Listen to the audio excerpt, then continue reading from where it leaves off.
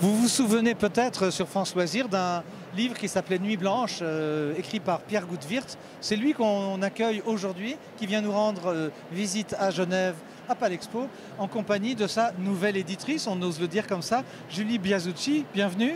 Merci beaucoup. Vous venez d'un peu plus loin que Pierre.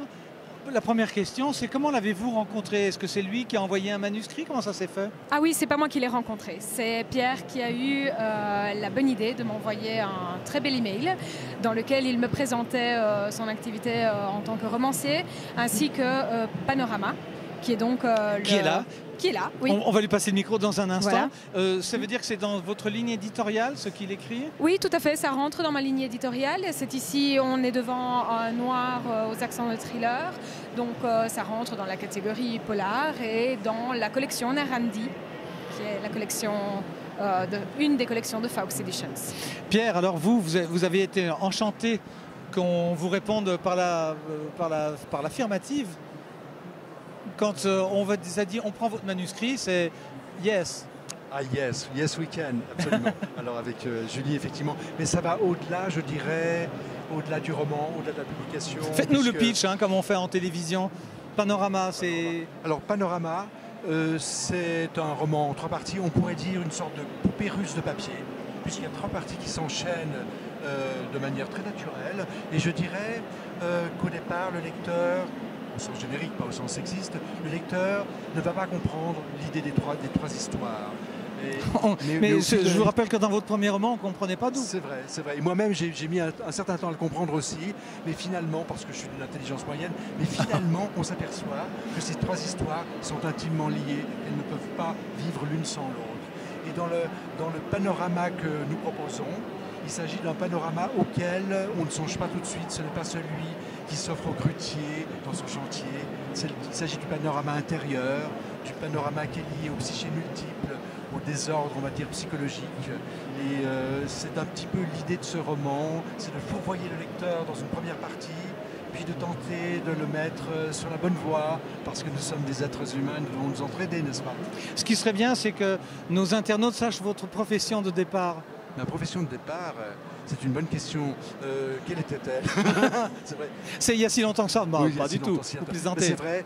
Je crois qu'entre l'aviation finalement et puis l'écriture, la frontière est très fine. Parce qu'on est dans le spatial, on est dans le temps qui s'écoule, dans le temps qu'on veut figer, dans le temps qu'on veut accélérer. C'est exactement ça en aviation. Parce qu'on a toujours du retard. Oui, à l'image en plus.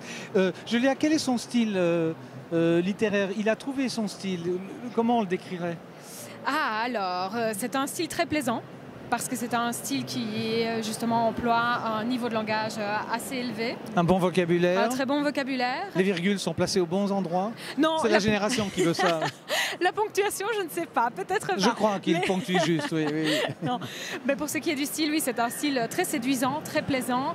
Ce sont de belles longues phrases qui vous emmènent au cœur des descriptions, donc tant sur le plan psychologique des personnages, tant vraiment sur les lieux décrits, les lieux du roman. Donc oui, moi j'aime beaucoup, j'apprécie beaucoup. C'est une des facettes de l'écriture de Pierre que j'apprécie particulièrement. C'est bien, heureusement que vous dites ça, parce qu'autrement on se demanderait pourquoi vous avez choisi son texte. Est-ce que ça veut dire que vous êtes dans la lignée de romans qui pourraient donner à terme un film ou des séries? C'est la grande mode aujourd'hui.